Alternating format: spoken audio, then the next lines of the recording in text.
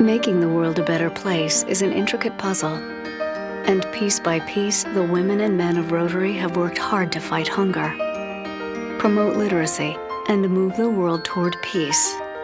But there is still much to be done, still some missing pieces, and one of those missing pieces is you. Learn how you can help Rotary put together a better world.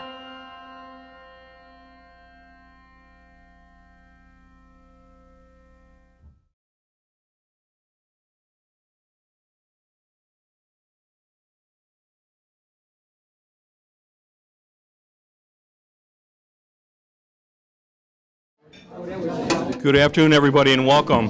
Thank you for joining us for our luncheon today.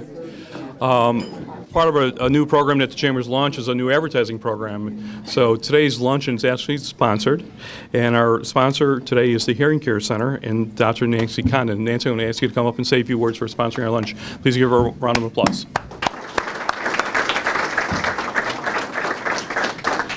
Thank you. My name is Dr. Nancy Condon. I'm an audiologist with the Hearing Care Clinic, and I've been practicing in the industry for over 30 years, and I've had a clinical practice in the area for over 20 years. So I am familiar both with the hearing care field and with the community. We do hearing testing. I have customized hearing protection solutions for hunters, musicians, swimmers, motorcyclists, and I also do dispense hearing aids and assistive listening devices. Good communication skills are important in running a successful business, and most people think of that in terms of having good speaking skills, but it is also important to be able to hear well. You need to be able to hear your customers and clients, what they're saying, and you need to be able to hear them well and accurately. If you respond incorrectly to what they're saying, or you're asking them to repeat themselves, then sometimes you end up looking rather silly. And how about that business meeting that you went to that you sat through and you couldn't hear half of what was said? So those are times when having good hearing is very important. Not only is good hearing important for you as business owners, but it's of course also important for your associates, for your front office workers, your administrative assistants, anyone who's coming into contact with your clients or customers. And you know, sometimes people ask, how do I know if I need a hearing test? Well, sometimes it's pretty obvious, but if it's not, you all each have a brochure. I have a website, and on the website, right on the home page, is a button you can click. It says hearing test on it, but it'll send you to a 16-point self-scoring questionnaire. You can answer the questionnaire, and at the bottom it'll tell you if your hearing is probably fine, or if you need a hearing test, or if you strongly need a hearing test, meaning you probably do have quite a bit of a problem. It's a good tool for everyone here, but and again, people you work with, but maybe also people in your personal life, family members. If you have family members who are constantly asking you to repeat, or if you go to visit their homes and their TVs are cranked all the way up to the top, then you know they have a problem. If it's that bad, you may not think they need to go on the website and take the screening questionnaire.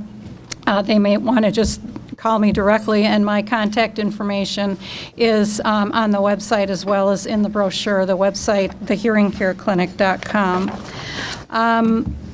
Once somebody determines they need to be tested and they have a test, you know, people often wonder, well, what next? Well, sometimes we do a test and find out the person's hearing is actually fine, and then they can feel relieved. They're much relieved that they don't need to do anything else. Sometimes people just need a little bit of counseling to help them improve their communication skills, and just a few minutes of talk or a checklist I can give them of things they can make sure they're doing to enhance their hearing and make sure they're hearing in the best they can and creating the best listening environment.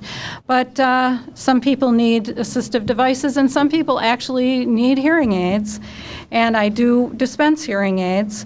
Some business people are reluctant to wear hearing aids because they're afraid it'll make them look less than able, but again, if you're answering your customers or clients with the wrong answer because you didn't hear the question, or you're asking them to repeat themselves, that looks really even worse than you might look with a hearing aid. And hearing aids are not your great-grandma's hearing aids, the big box she had pinned inside her underwear that whistled all the time. Hearing aids are just not that anymore. There are a lot of very attractive, discreet, high-tech solutions. We have instruments that go from units that you just put on and put into your ear and do nothing else, to hearing aids and that are very techy. If you're a kind of a person that likes gadget and high-techy things, you can get hearing aids that have remote controls. There's Bluetooth interface between the hearing aid and your cell phone so that you can still have hands-free cell phone. Bluetooth interface between your hearing aids and your television. So maybe you like to watch TV and your spouse likes to go to sleep. You have a way of doing that without having the TV cranked way up. But again, the first step is to have your hearing checked, and my contact information is on the brochures that you have on the website. And again, I'm Dr. Nancy Congdon. I'm the audiologist at the Hearing Care Clinic in Downers Grove. Thank you.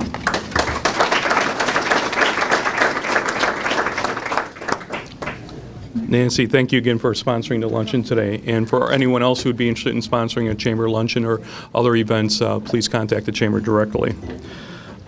Today's presentation is going to be recorded, so I'm going to ask, just as a reminder, if you can turn off your cell phones or put them to silent, that would be greatly appreciated. We've also conducted a 50-50 raffle today, and at the conclusion of the presentation, after we're done filming, we'll announce the winner of that program. Thank you for your support today in participating in this presentation.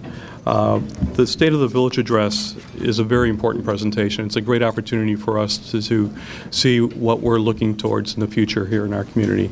And we're very pleased to have Mayor Ron be a part of this presentation. He's always done such a terrific job, and this presentation's always been very well received, and we certainly appreciate that, Mayor Ron. At the end of his presentation today, there will be some time allowed for questions and answers. So we'll ask that you during the presentation, hold your questions and answers to the very end of the presentation. We also like to recognize some of our elected officials and VIP guests that are here today. I'd like to start off with Trustee Sue Seneca.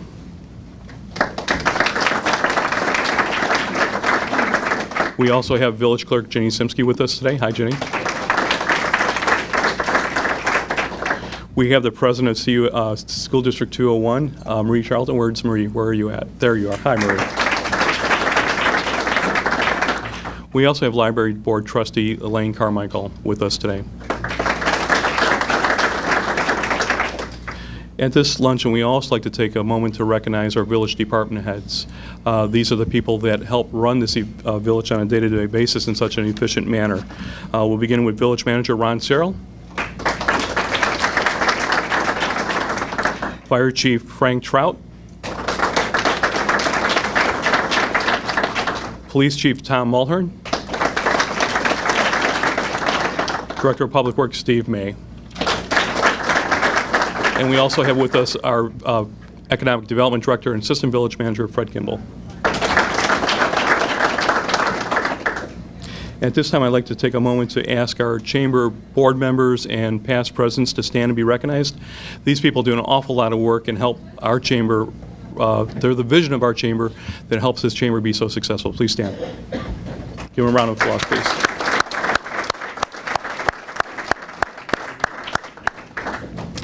And for those who haven't met him, also with us today is our new Superintendent of 2-1, Kevin Carey.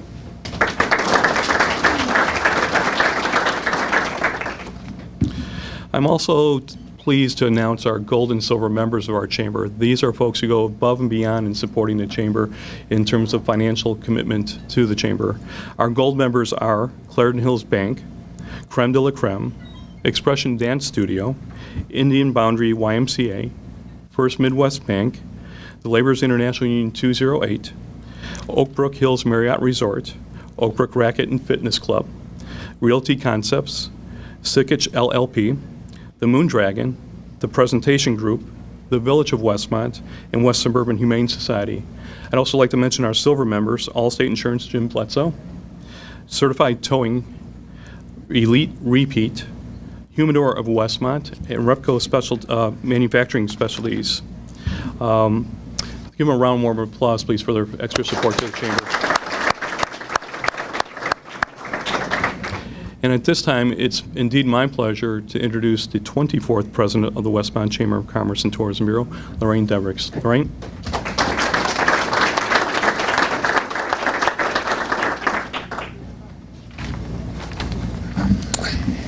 Hi. As you heard, my name is Lorraine Devricks. I am President of the Westmont Chamber of Commerce. On behalf of the Board of Directors of the Westmont Chamber of Commerce members, welcome to the 2010 State of the Village Address. The Chamber is glad to have each of you here today. Thank you, Mayor Ron, for sharing your insights, and for everyone, and for being such a strong supporter of the Westmont community. We have a delicious lunch being prepared by the staff at Bohemian Crystal, so fill your appetites and enjoy the special luncheon, and we will resume about 12:40 for the State of the Village Address for Honorable Mayor Bill Wan. Making the world a better place is an intricate puzzle, and piece by piece, the women and men of Rotary have worked hard to fight hunger, promote literacy, and move the world toward peace. But there is still much to be done, still some missing pieces, and one of those missing pieces is you. Learn how you can help Rotary put together a better world.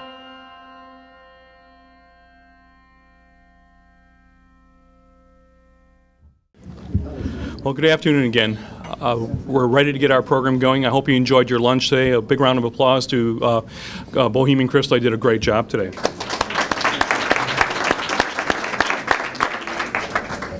This is never an easy task to introduce Mayor Ron, someone who's well known throughout the community. He makes his presence visible on a daily basis, so it's not an easy job. But I will be able to give you an inside story on something today, so this will be interesting. Mayor Ron's a lifelong resident of Westmont. Him and his wife Jill have raised 3 children here. Peter, who's a Marquette University graduate, is a physical therapist up in Fort Atkinson, Wisconsin. Heidi, who's a University of Illinois graduate, is currently in medical school at Loyola. And Danica, who recently graduated from Marquette this past June, is working as a nurse in Milwaukee. And for those who know Jill and Mayor Ron, they've had the pleasure of meeting their children, just outstanding folks. We also want to not forget their 2-year-old grandson, Wesley Peter, but here's the great news. They're going to be having an addition later this year, so give them a round of applause.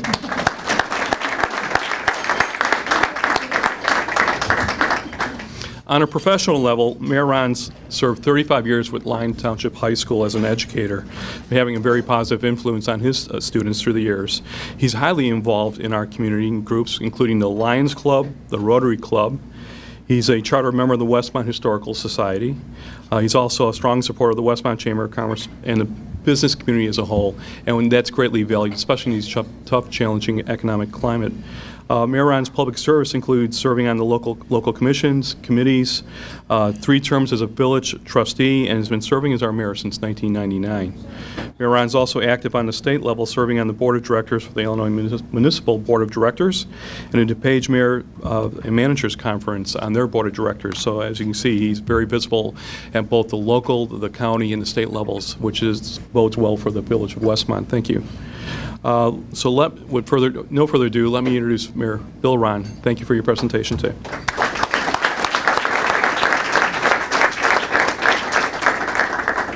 Thank you. I appreciate it.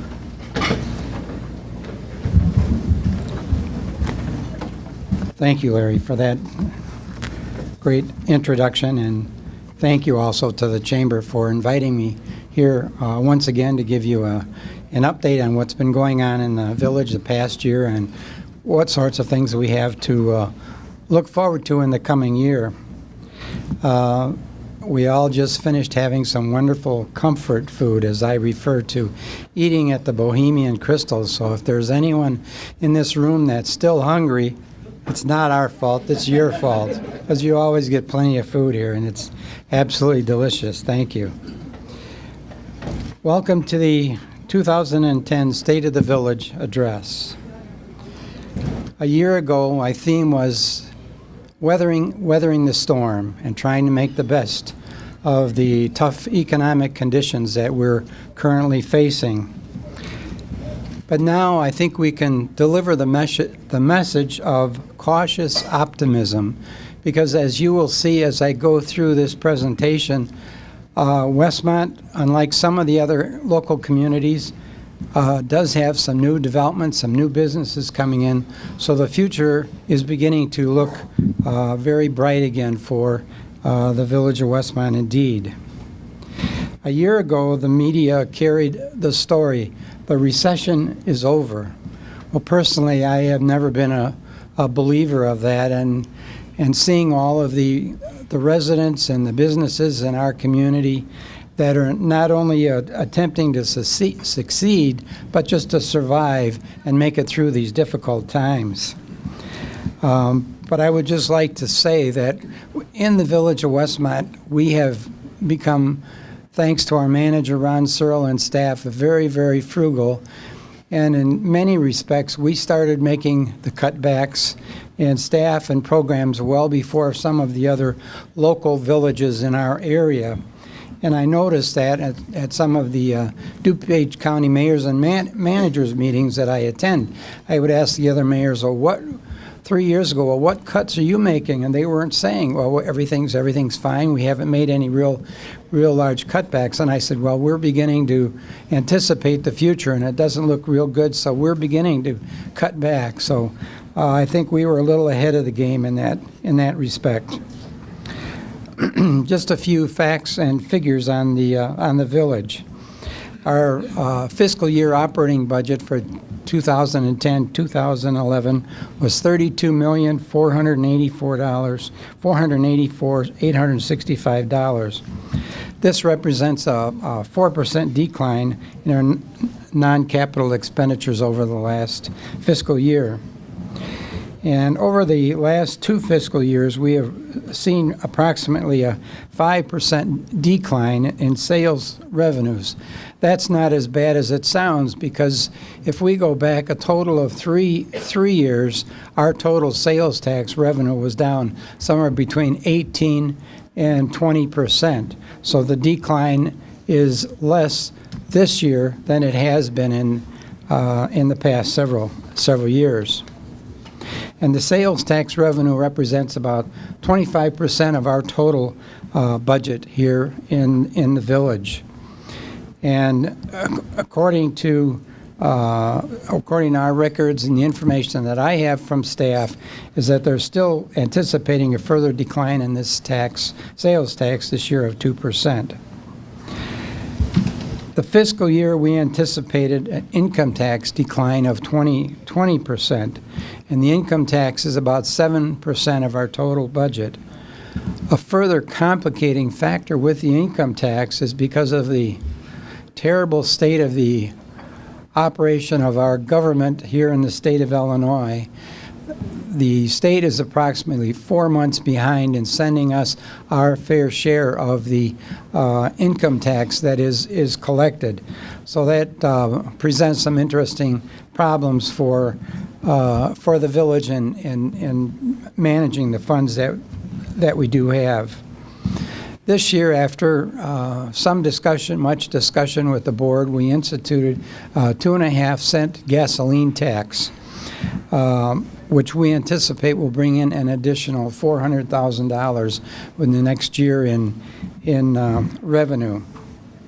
And that tax will not affect our residents, because we obviously have a lot of individuals from other residents who also purchase their gasoline in the village of Westmont. Another area that we've seen tremendous discount and decrease in revenue has been in our hotel-motel tax, and we've seen that drop since 2009 about 49%, so that's a tremendous drop. But we were at a meeting up at Oak Brook Hills last week, and they're saying they're beginning to see an increase in the amount of business that's coming into the hotels. So we're hoping that we're going to see an increase in our hotel-motel tax.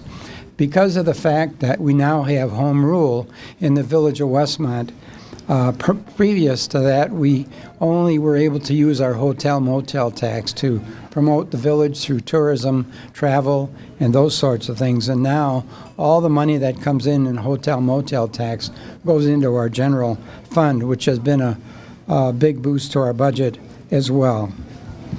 First time in several decades, the village saw a reduction in our assessed value of about 0.5%. And of course, this affects all of our budgets and all of the taxing bodies, the schools, the park district, the library, and the village as well. And now the county is predicting another 5 to 8% decline in the assessed value within the next year.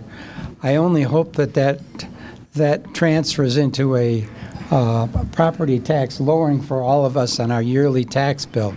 But I don't think we can be guaranteed that that's going to occur. About 8 cents of every dollar that's collected in real estate tax, your real estate tax, or the residents of Westmont, comes here to the village.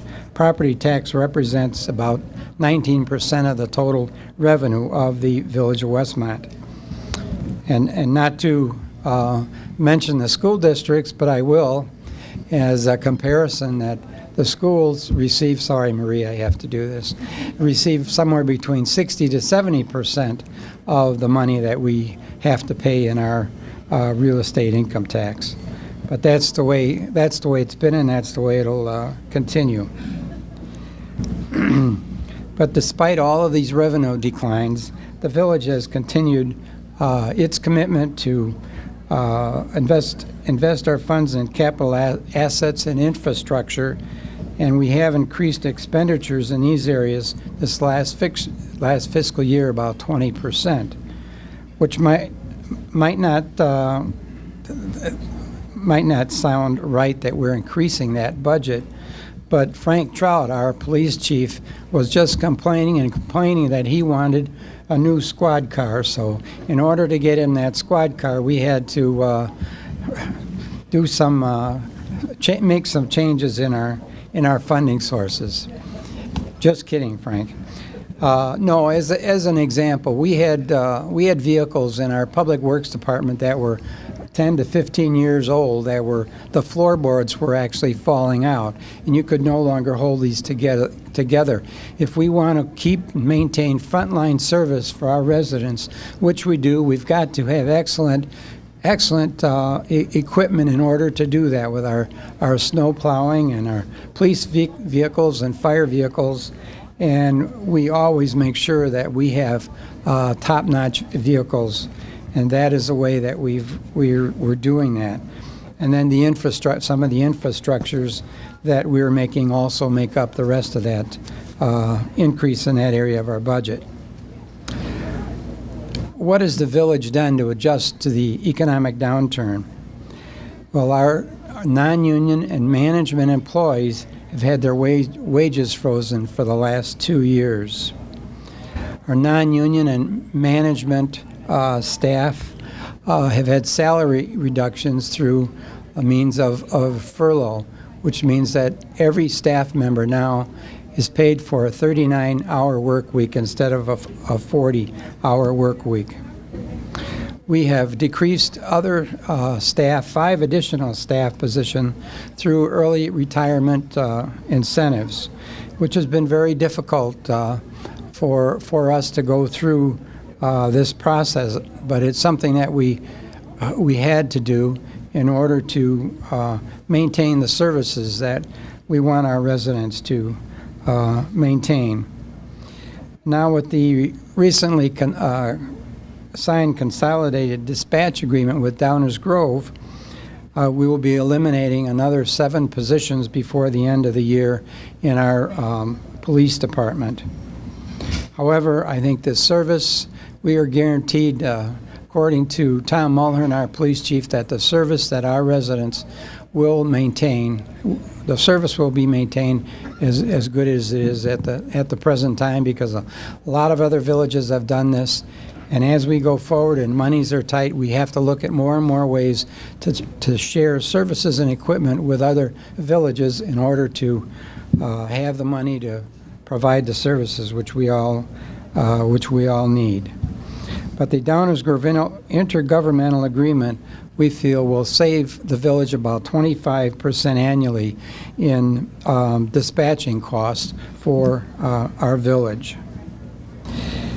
The village board and the staff continue to look at ways to cut costs. Through the process, we're looking at doing more outsourcing as well as other service and program consolidations in all the departments.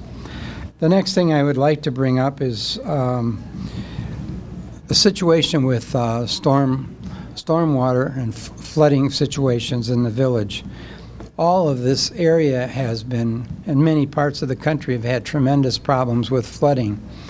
And we went through this process a year and a half, 2 years ago, where we had some real severe flooding in the village. So as a result of that, we have employed a consultant to do a stormwater study of the village and to identify areas of great concern. So with the limited resources that we have, we are trying to move forward and to resolve more and more of the flooding problems that we have here in the village. But that's not to say that we have not in past years done a lot to solve stormwater and flooding problems. We've always been very positive, very progressive, I feel, in trying to solve with our staff and other agencies as many of those problems as we can. Now comes the interesting part of the presentation, are new developments and renovations. Even though times are tough, we still have a number of wonderful economic development projects that are either operating or they are in the pipeline. I wanted to mention, and I often get the question, well, what is going on with Lowe's, Bill? Is Lowe's still coming to the village of Westmont? We don't know if Lowe's is still coming to the village. They have never given us a definite answer one way or the other. They had invested over $300,000 in infrastructure study and work with the county on doing the stormwater detention and putting in traffic signals, widening the process to widen the streets, and then they abandoned the project when the economy went in the tank. But they have not definitely said they're no longer interested. However, that doesn't mean that we're not looking forward and figuring out other ways to develop the property that we own on the south end of the village on 63rd Street.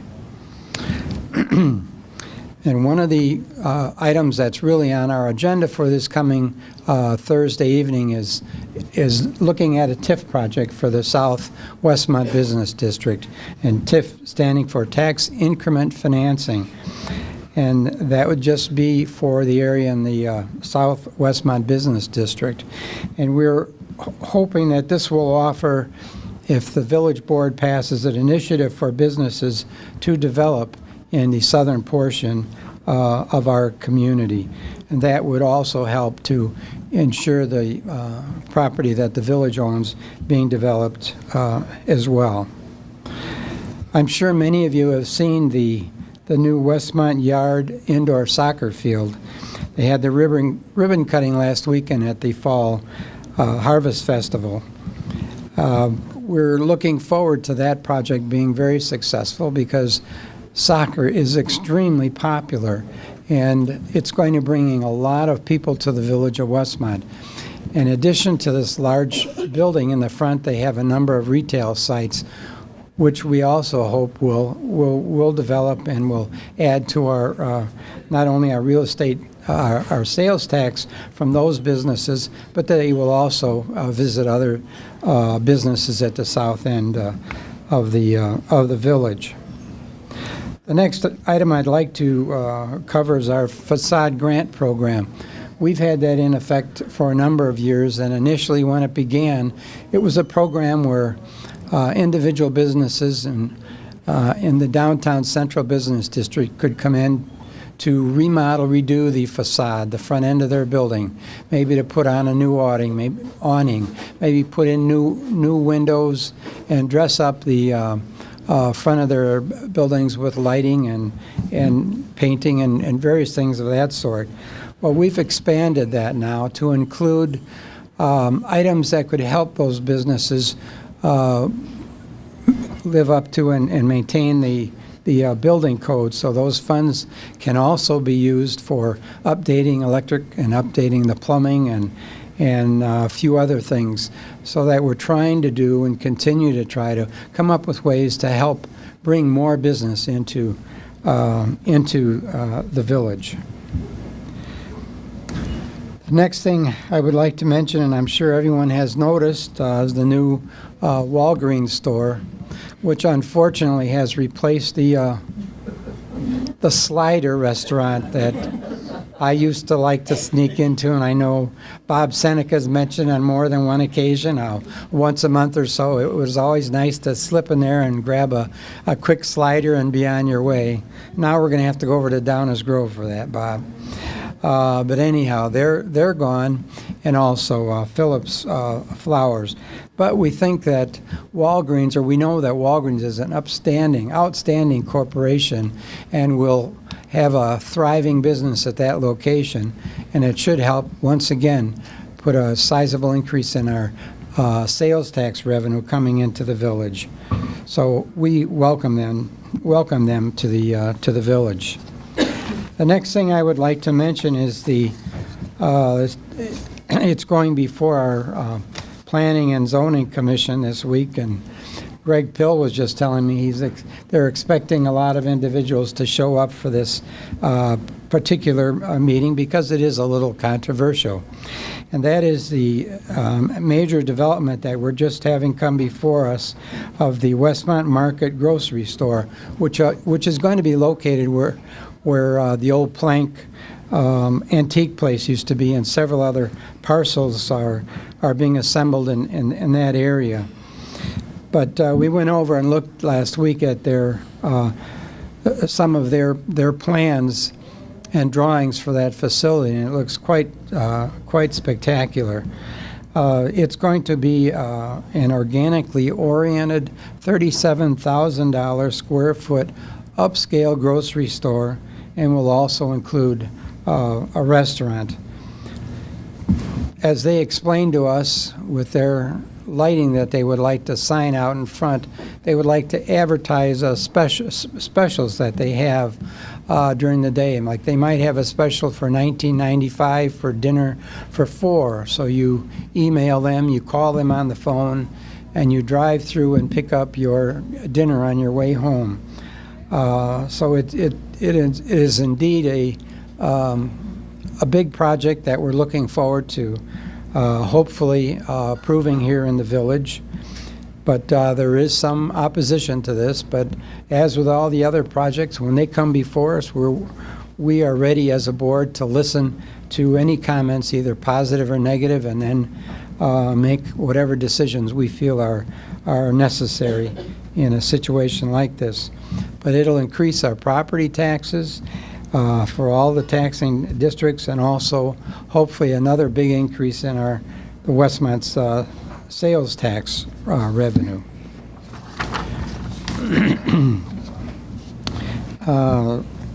Next, I'd like to say something about a little about the Westmont car dealerships. The reports and the information that we have over the last 2 years is that sales are increasing. People are buying more cars. They're buying Toyotas. They're buying BMWs. And I talked to the manager of Lexus before the first of the year, and he said last December was the best sales month that Westmont Lexus has ever experienced. So that turns into sales tax revenue for us as well. Lexus, as you'll recall, did a tremendous expansion a couple of years ago. They bought the strip mall next door, for their expansion, and it's a beautiful facility, and I think it's the largest volume Lexus dealer in the Chicagoland area.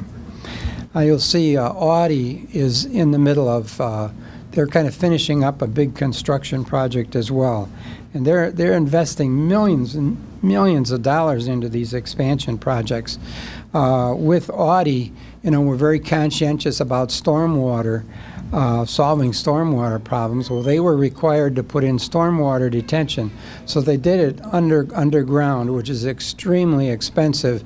They installed all of these concrete vaults under the area where Emmy's restaurant used to be, and is now their used car lot. So that expansion project is almost completed.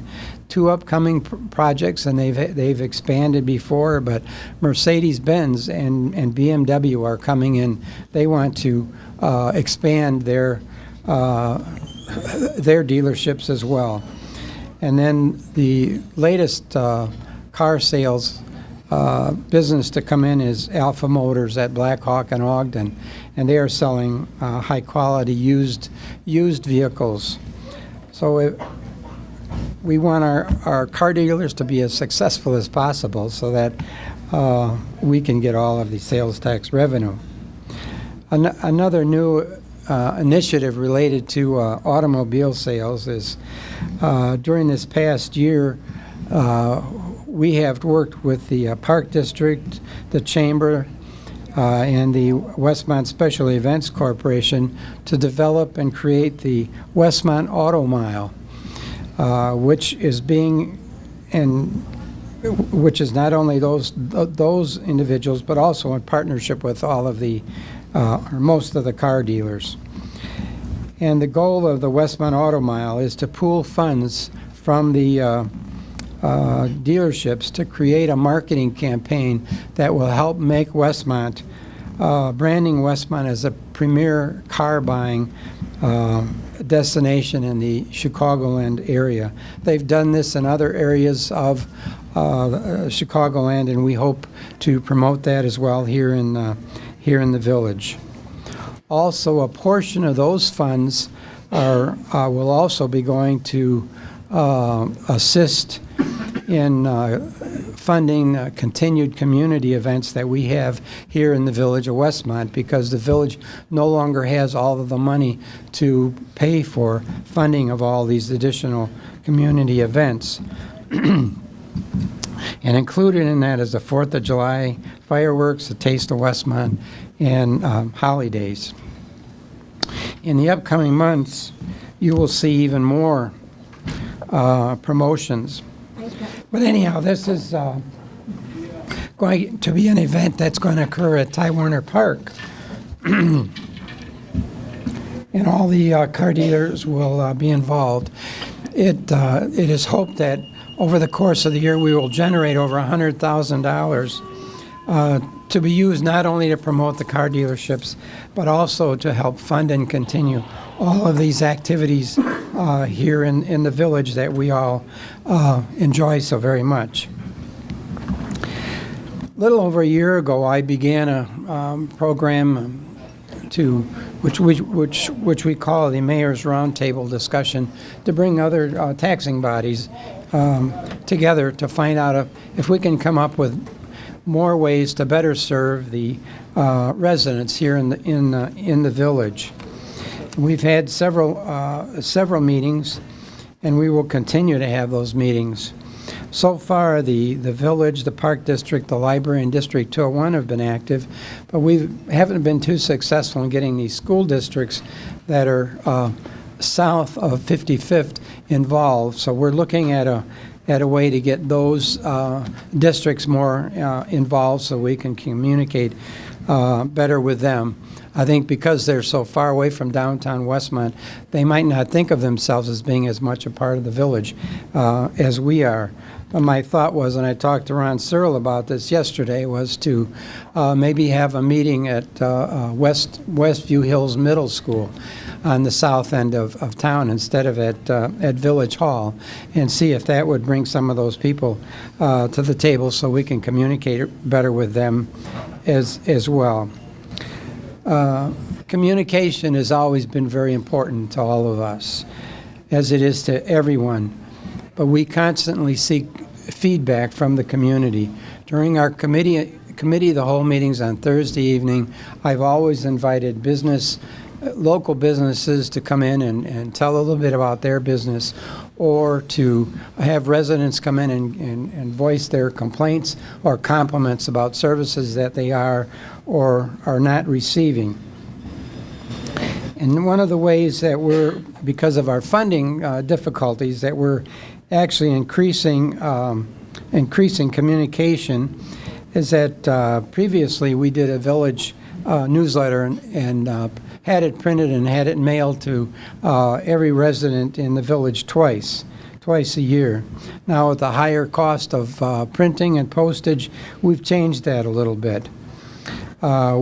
We developed a plan in which we're going to include a smaller newsletter and send it out with the water bills 6 times a year, so we can avoid the high cost of sending it out through the post office. So we're going to be increasing the frequency of communication while cutting costs. The village newsletter, is also on the village website. We've also instituted the Nixle alert system, in which residents can go to, and this is free, by the way, can go to nixle.com and sign up as a subscriber, and then whenever the village wants to send out a message, if it's an upcoming severe storm or other community events, subscribers will receive this message via text message, email, or both. Also, we're cutting costs in the village calendar, in that we're cutting down the number of calendars that we print. We're no longer going to mail them out, but they will be available at Village Hall, and we feel that'll be a big savings as well. And the calendar is also available online. Another somewhat controversial ordinance that we passed a while back, it's been almost a year now, is our multi-housing ordinance. And this is one idea that I talked with Fred Kimball about when he first came to work for the village. And after a great deal of research and community involvement, we've drafted an ordinance that will help us gain better access to the multi-unit housing facilities that we have in the village, and to ensure that they are brought up to code.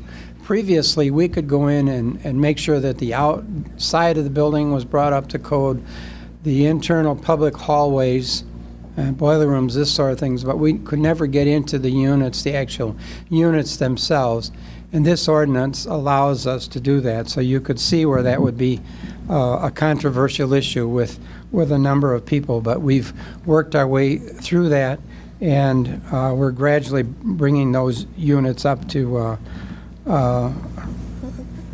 code according to the ordinances. And that's being done through a combination of our police department and our village building division. A little bit more on village programs and services. We will continue to provide, have continued to provide so many of the services that our residents have become used to. One of those is brush pickup. I think we have the best brush pickup service of any village around. But we also have excellent snow removal, and now that we have newer equipment, we can even do that more efficiently. But I think there are so many services that our police department offers, our fire department offers, and go on throughout the year. And we're doing everything that we can to maintain, and we have maintained those services second to none to other communities in the area. And people are always commenting that our services here in the village are and have been excellent for so many years. Some of the other programs that are going to be maintained are like our Citizens Police Academy, and that's going to be sponsored from now on partially through a grant from Oakbrook Toyota. We have the Westmont High School Police Department Resource Program. We have Operation Snowflake at District 201. Patriots Day Ceremony, Fire Department Open House, Silent Parade, and many other activities that are offered through the village. Community events. As I mentioned, due to the economic hardships, the village has ceased funding in many of the programs that we previously had. However, to help continue those, as I mentioned, with the income and the resources from the Westmont Auto Mile that will be coming in, we're going to be able to continue all of those programs. I wanted to thank also all of the hundreds and hundreds of volunteers that come out to help us with Taste of Westmont, cruise and nights, all of the activities that occur throughout the year, because without the volunteers, even if we had the money, we could not make all of these things work. So we want to thank them, all those organizations and individuals, for all their volunteer services.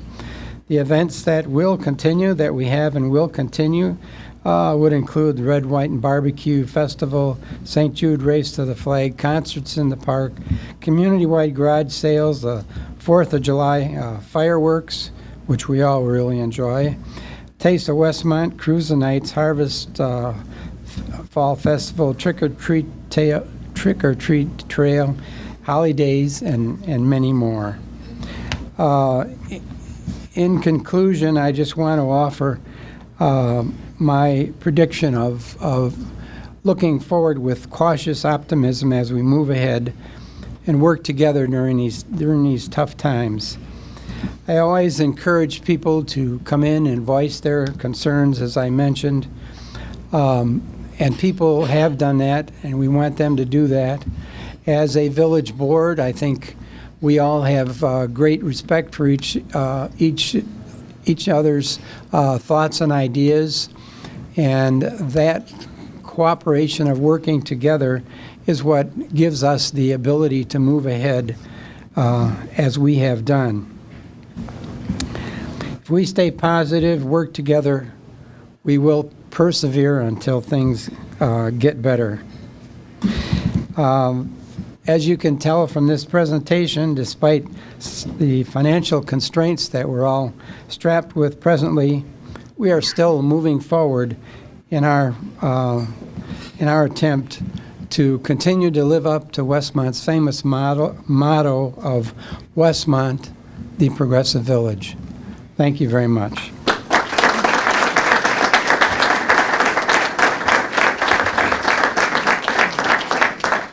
I also wanted to thank Glenn Liljeberg, Larry McIntyre, Ron Searle, Fred Kimball, and all the staff that helped put all the information together for this presentation today. It's indeed to see and have such a wonderful staff that works so hard to make Westmont the great village that we think we know that it is to live, work, and raise our families. Thank you.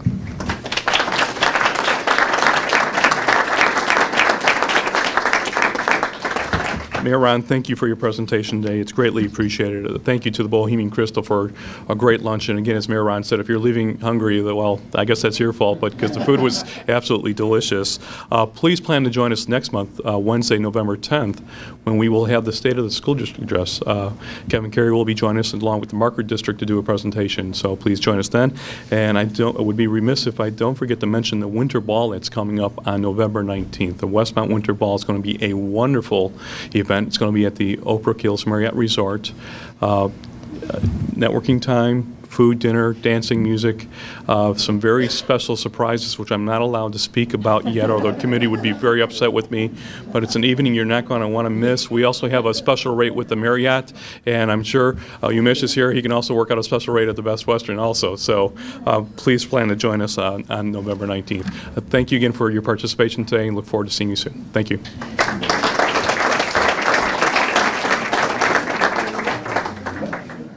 This is a tree that was never chopped down